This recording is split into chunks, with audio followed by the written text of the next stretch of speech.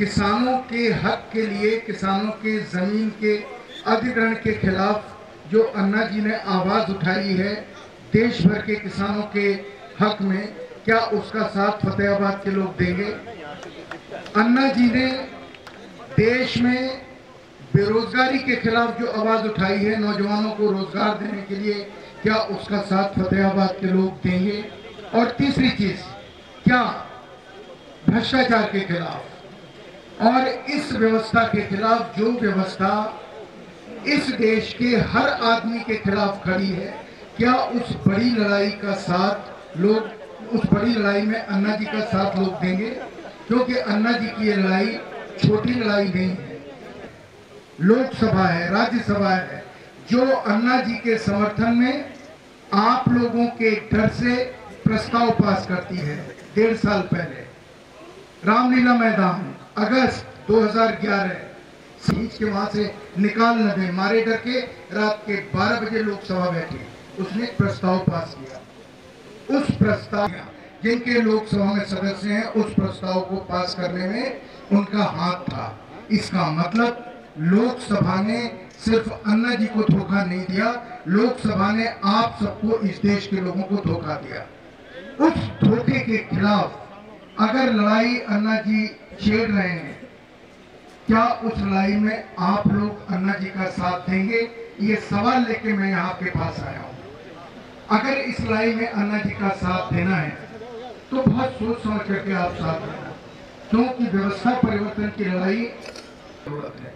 बहुत सारे छोटे छोटे जनरल वीके सिंह की जरूरत है, बहुत सारे छोटे सूफी जिलानी की जरूरत है। हमें गुरु के शब्द वाला नहीं, पाप, अपराध, अत्याचार, शोषण, महंगाई, भ्रष्टाचार, बेरोजगारी में हर चीज बिकाऊ हो जाए और उसको बेचने में संसद में बैठे लोग शामिल हो जाएं, उस देश में एक अन्ना जी का साथ दें। ऐसे लोग जिनके मन में देश के लिए, मुल्क के लिए कुछ करने का ख्वाब हो, सपना हो, अन्ना जी का साथ देने के लिए एक कागज का पर्चा, कागज का टुकड़ा अपनी जेब से निकालिए, उस पर अपना नाम, मोबाइल नंबर, जो लोग अन्ना जी का साथ देना चाहें सिर्फ वो अपना नाम, मोबाइल नंबर, पता लिख करके यहाँ मंच कुछ करने का वक्त आ गया है। जब जनरल वीके सिंह, जिन्हें हिंदुस्तान में कुछ भी सरकार देने को तैयार थी, हमारे मौजूदा राष्ट्रपति जो उस समय वित्त मंत्री, मुझे कुछ नहीं चाहिए, मुझे इस देश की जनता का हित चाहिए, जनरल साहब ने अन्ना जी को हरियाणा में पगड़ी जो है मान सम्मान का सबसे बड़ा प्रतीक होता है। 26 साल पहले मुझे उन्होंने गुरु की पदवी दी। अक्सर फतेहाबाद आया करते थे, जहाँ 5 पीर की दरगाह है, यहाँ मशहूर है, तो जिक्र किया करते थे। लेकिन इत्तफाक ये है कि गुरु ने कई बरस पहले कहा था, 17 साल तो हो गए, उनकी समाधि भी है, देहांत भी है, और आज उनका सेवक यहाँ पर हाजिर हुआ। लेकिन एक गुरु जो संत फकीर था, जिसने कहा था, बेटा जब भी जाना फतेहाबाद तो वहां एक ऐसे वली अल्लाह सोए हैं, जरूर वहां हाजिरी देना। तो एक गुरु की वो तालीम थी कि जाना, और एक ये संत जिसके साथ फतेहाबाद में आज आया। लेकिन थोड़े से अफसोस की बात यह है कि हमारे ये सारी चहीती जनता अन्ना हजारे जी की दीवानी, सब कुछ त्याग देने वाली अन्ना हजारे जी की आवाज पर यहाँ पर मौजूद है।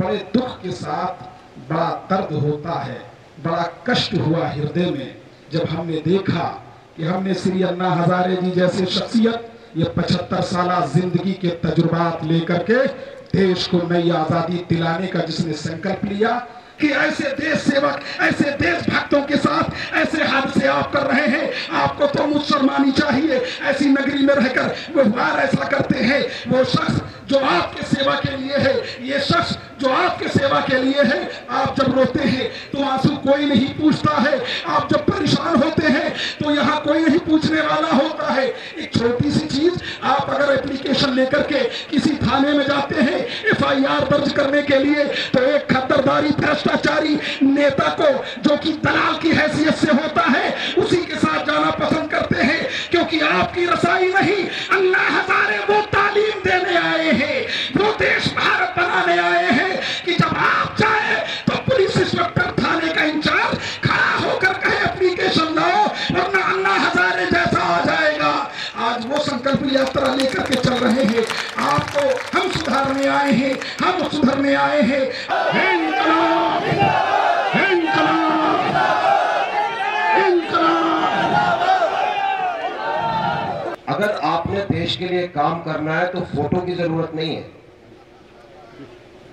आपकी फोटो अपने आप आ जाएगी। अगर आप देश के लिए काम करेंगे, आपको खड़ा नहीं होना, फोटोग्राफर को नहीं बुलाना।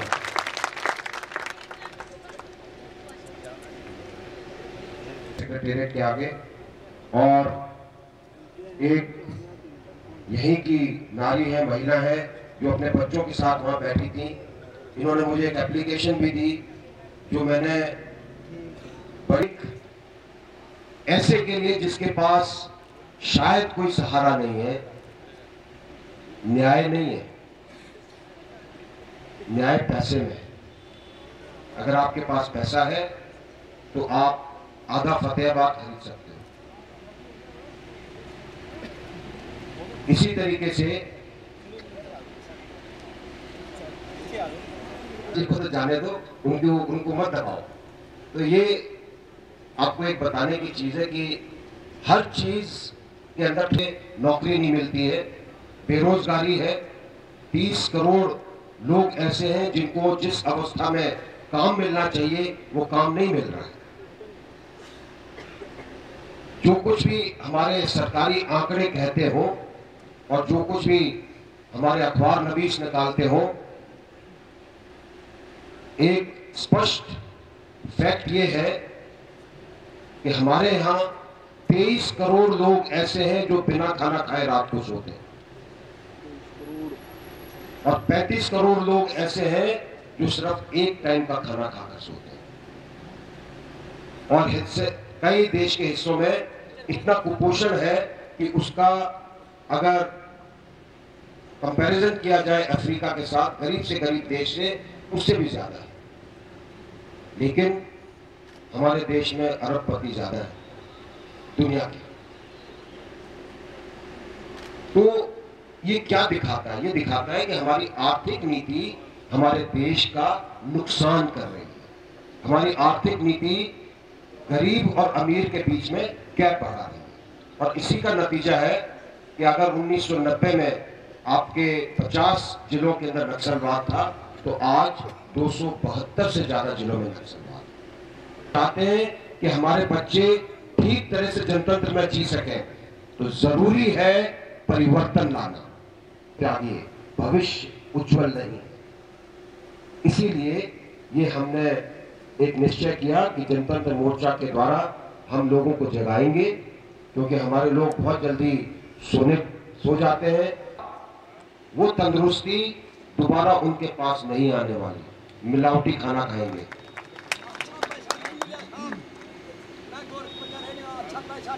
ना अच्छा पैसा मिल जाता तो दे देते क्या? बस तो वही बात कह रहा हूं ना।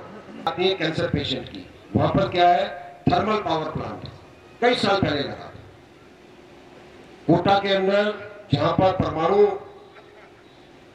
बिजली संयंत्र लगा हुआ है। वहां के स्टडी ने पाया है कि शहर के और आसपास के गांवों पर उसका असर हो रहा है। शुरू में नहीं पता चलता, बाद में पता चलता। और उसके बाद लोग बाग आपको कहेंगे कि ये बड़ी सस्ती बिजली देंगे। 16 या 18 रुपए पर यूनिट की बिजली बनती है परमाणु संयंत्र में। तो ये झुंझुना जो आपको दिखाया जाता है और जो आपके शहर पर खतरा है, अगर आप उसको पहचानते नहीं है तो कोई आपकी मदद नहीं कर सकता।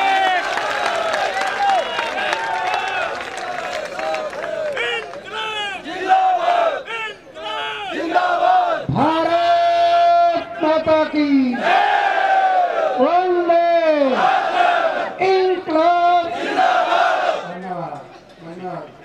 सब करे राम राम, नमस्कार। आदरणीय जनरल वेकेशन साहब, जिलानी से सफर में रात को 12 साढ़े 12 बज जाते हैं। सवेरे जल्दी उठते इसलिए करो, मैं ज़्यादा नहीं बताऊँगा।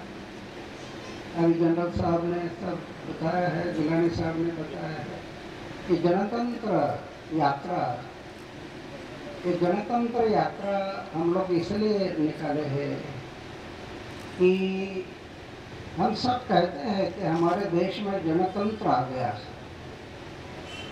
कब आ गया? 26 जनवरी 1950।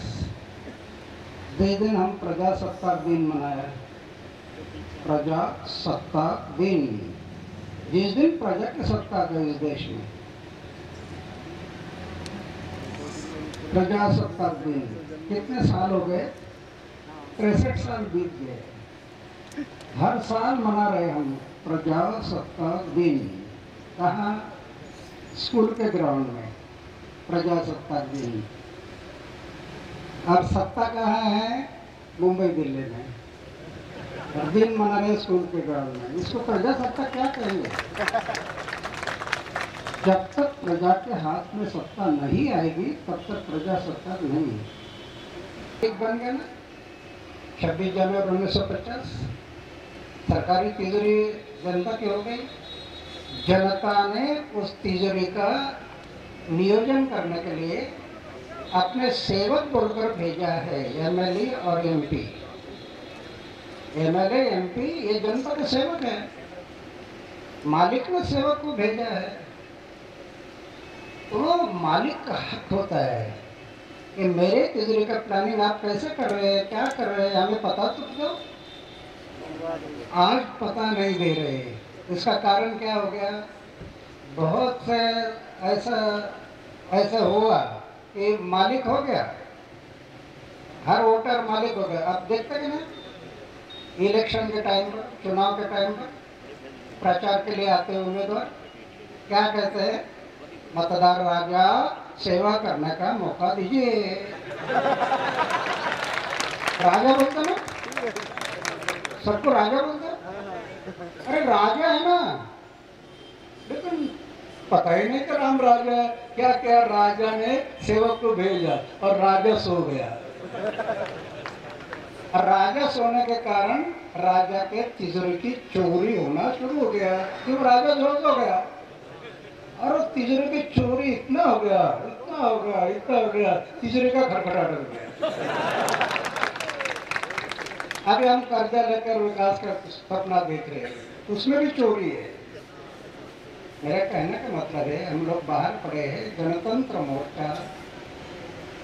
गणतंत्र मोर्चा के माध्यम से जनतंत्र यात्रा, इस देश में सही जनतंत्र आना। जनता ने जनता के लिए जन सहभाग से चला हुआ तंत्र के लिए, जन सहभाग से चला हुआ तंत्र, वो है जनतंत्र। आज कहाँ है वो जनतंत्र? 66 साल बीत गए। आज तो पक्ष पार्टी तंत्र बन गया, पुढ़ारी तंत्र बन गया। तो वो ग्राम सभा को पूरे पावर। अभी जैसे ना ये देखते हैं, सरकार विदेशी कंपनी को बुलाती है, हाँ, विदेशी कंपनी को बुलाते हैं, किसानों की जमीन एक्वायर करती है। वो मालिक है, उनको तो पूछो, आप तो सेवक है। सेवक को जबरदस्ती से मालिक को पहले पूछना चाहिए। इसलिए हम पीछे पड़े हैं कि ग्राम सभा ये सबसे ऊंचे है। लोकसभा और विधानसभा सरकार हो, कोई भी गांव की जमीन लेना है तो ग्राम सभा का परमिशन जब तक नहीं है तब तक नहीं ले सकते आप। ग्राम सभा का परमिशन होना चाहिए, तब ले सकते हैं। ये हमें कानून बनाना ये। और ये कब बनेगा? आप देश की जनता संगठित हो गए ना, सरकार का नाक दबाने से मुंह खुल जाएगा। मरना है समाज और देश के लिए, ये व्रत लिया है हम लोग। तो ये सोचा है जीवन में, अरे हार्ट अटैक अगर लोग मरते हैं, हार्ट अटैक क्या होगा? इसलिए मृत्यु को हथेली पर लेकर लड़ रहा हूँ। मृत्यु 30 साल हो गए, मृत्यु हथेली पर है, लड़ रहा हूँ। नहीं, कहीं बैंक बैलेंस नहीं है, कोई बैंक बैलेंस नहीं। मंदिर में रहता हूँ, सोने का एक बिस्तर है, खाने का एक प्लेट है, बस, कुछ रखा नहीं। लेकिन 6 कैबिनेट मंत्री का विकेट लिया, अकेला 6 मंत्री चले गए।